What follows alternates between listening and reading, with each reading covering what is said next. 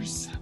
It has been a long, weird hiatus for us all, and I know that anyone who can offer a plan right now for something that won't change in 2 weeks is worth their weight in gold. So we've been hard at work trying to figure out how to offer something like that to you, and we think we've got it. So first, I'm going to tell you what we're going to do this semester and then why, and then I'll give you some more details about what I need you specifically to do. So here's what. We are spending this semester investing in phase 2 of our coaching partnership with Cardia Collective. You may know them by the name of Sage Hill. They recently changed that.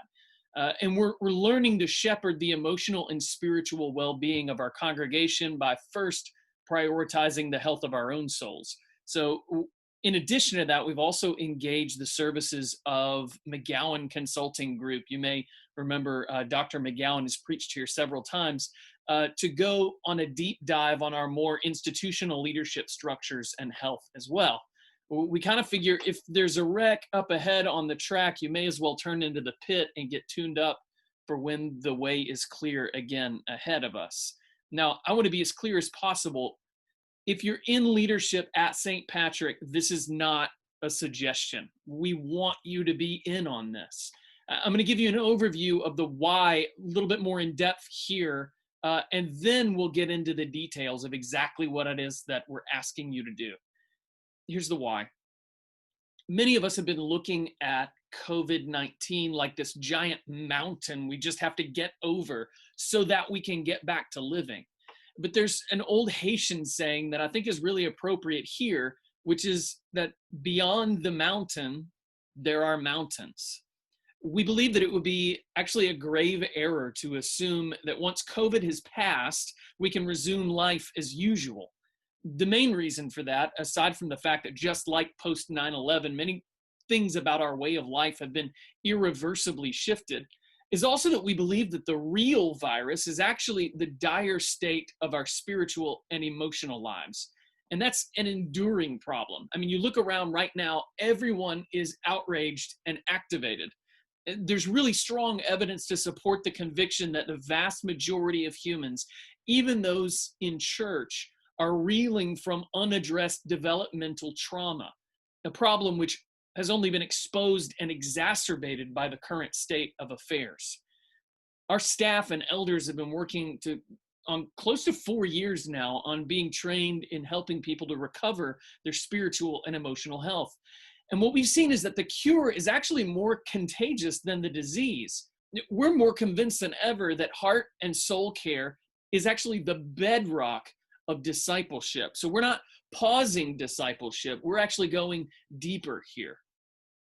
You've probably already been experiencing some of this now. People in your group are looking more and more harassed and helpless, and some of them are even doing the harassing and the harming. This season has beaten the crap out of people. Most of the time, their unhealth just activates our own, and we end up responding in unhealthy ways too, either fighting with them or fleeing the situation or freezing altogether.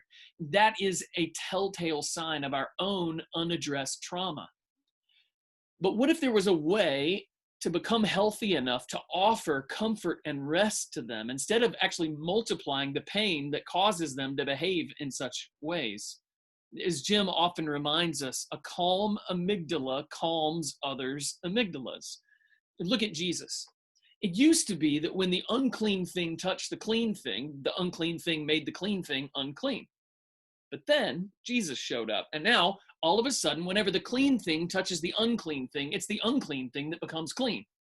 Did you follow that?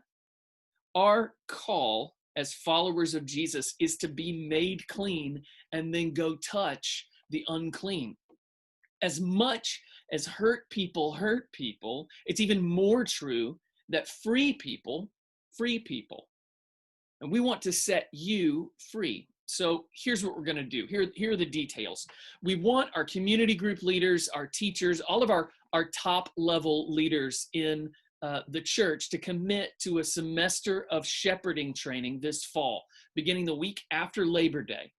These will be sort of cohorts, and that's like a small group of 8 leaders, socially distanced, of course, led by one of our ministry staff members. So Jim, Amy, myself, Will, Maggie.